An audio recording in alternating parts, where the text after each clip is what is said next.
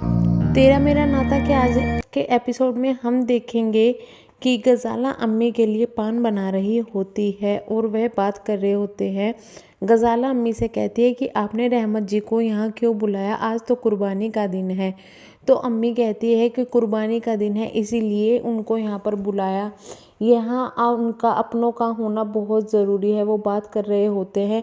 इतने में रहमत जी वहाँ पर आ जाते हैं। तो रहमत जी के आने पर अम्मी उन्हें बैठने के लिए कहती है और उन्हें पान परोसने के लिए कहती है।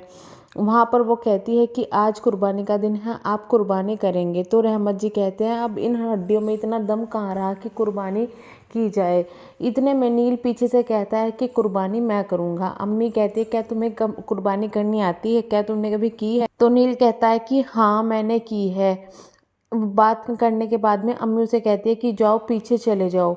तो वह पीछे वाले गार्डन में चला जाता है। इतने में वहाँ पर चाहत आती है, वह पूछती है कि कासिम कहाँ पर है, मेरे कमरे का दरवाज़ा ठीक करना है, कासिम कहाँ पर है? तो गज़ाला उसे बताती है कि कासिम पीछे की तरफ गया है कुर्बानी करने के लिए। वह यह सोचकर घबरा जाती है कि वह कुर्बानी किस तरीके से करेगा, ये उसके धर्म के खिलाफ है और उसने कभी ऐसा नहीं किया है। कासिम यानी कि नील को दिखाते हैं कि वह पीछे जाता है गार्डन में, जहाँ उसे एक बकरी दिखती है। वह खुश हो जाता है बकरी को देखकर, सोचता है कि यह चाहत की बकरी है और उससे बात करने लगता है। उसे एहसास होता है कि बकरी प्यासी है, तो वहाँ पर वह उसको पानी पिलाता है। इतने में सभी गार्डन में आ जाते हैं। उसे देखकर अम्मी कहती है कि पानी पीने की सुन्नत पूरी हो चुकी है, अब कुर्बानी दी जाए। तो चाहत वहाँ पर उन्हें रोकने की कोशिश करती है। तो अम्मी कहती है कि तुम्हारा बच्चों जैसा दिल है, हमेशा से रहा है, तुम अंदर चली जाओ। चाहत कहती है कि नहीं ऐसा नहीं। ये देखकर और समझकर नील घबरा जाता है कि वह उसको कुर्बानी देने के लिए यानी कि बलि देने के लिए कह रही है। वह घबरा जाता है कि उसने कभी ऐसा नहीं किया, वह ऐसा नहीं कर सकता। तो वहाँ पर चाहत बात करती है कि मुझे लगता है कि ये बकरी जो है एक फीमेल है और मतलब कि ये बकरी है और ये गर्भवती भी है, इसकी कुर्बानी नहीं दी जा सकती।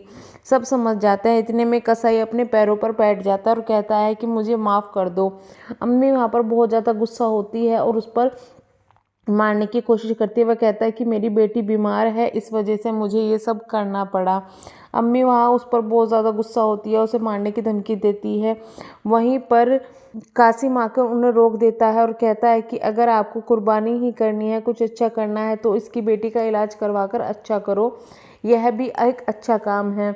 अम्मी मान जाती है और वह कसाई को वहाँ से भेज देती है। वह कासिम की तारीफ करती है और उसे कहती है कि आज तुम मेरे लिए मटन बिरयानी बनाना।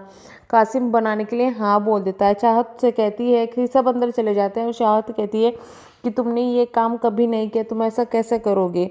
वहाँ पर सब खाने का इंतज़ार कर रहे होते हैं और चाहत घबराती है कि किस तरीके से वो मटन बिरयानी बनाएगा, ये तो उसके धर्म के खिलाफ है।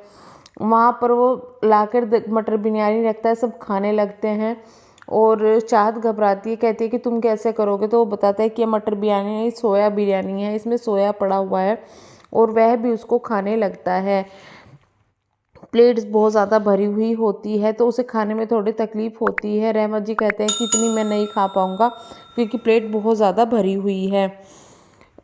सभी वहाँ से चले जाते हैं। तो हम देखते हैं कि चाहत और नील दोनों पीछे गार्डन में बैठे होते हैं। नील को चाहत कपड़े उतारने के लिए बोलती है और वह अपने कपड़े उतार देता है। इतने में हम देखते हैं कि गार्डन में जो गार्ड है वो आता है। इसे देखकर नील चाहत को छुपा देता है और एक्सरसाइज करने का बहाना करने लगता है।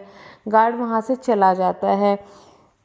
चाहत उसे याद दिलाती है कि आज बर्थ है, वहाँ पर इस तरीके की बात होती है और वह व्यास जी को फ़ोन करती है। व्यास जी को मारने की साजिश कर रहे होते हैं। उनके जो जूस है उसमें जहर मिलाकर दे दिया जाता है कि इनको जहर पिला दो। इतने में व्यास जी के पास में फ़ोन आ जाता है चाहत का। वो कहती है कि मुझे पता है कि आप मुझे याद कर रहे हैं। वह कुछ नहीं बोलते, उनके हाथ से फ़ोन ले लेते हैं और वो कहते हैं कि तुम्हारी यहाँ फ़ोन करने की हिम्मत कैसे हुई है? तो व्यास जी ये सब देखकर जो जूस का ग्लास उसको फेंक देते हैं कि मेरा बर्थ है, मैं अनशन पर हूँ, मैं नहीं पीऊँगा। ये सब देखकर वह बहुत ज़्यादा गुस्सा होता है कि हम इसको मारने की साजिश कर रहे हैं और यह अभी भी दूर रहकर भी इनको बचा रही है। दूसरी तरफ हम देखते हैं कि जो अम्मी है वो रहमत जी के द्वारा लाई गई पजेब को चाहत को पहनने के लिए कहती है। चाहत उसे इनकार कर देती है। तभी वहाँ पर कासिम आ जाता है। वो कहता है कि ये पायल ज़रूर पहनेगी। तो वहाँ पर अम्मी कहती है कि यह पायल तुम्हें ज़रूर पहननी पड़ेगी। चाहत बहुत ज़्यादा गुस्सा होती है। वो कहती है मैं इन पायल नहीं पहनूंगी और बैठ जाती है। तो कासिम अपनी जेब से एक पायल निकालता है और कहता है कि ये वाली भी नहीं पहनोगी। यह देखकर चाहत खुश हो जाती है और अपना पैर पाजेब को पहनने के लिए आगे कर देती है। आज का एपिसोड यहीं पर ख़त्म हो जाता है। प्लीज़ चैनल को सब्सक्राइब और वीडियो को लाइक करना ना भूलिएगा।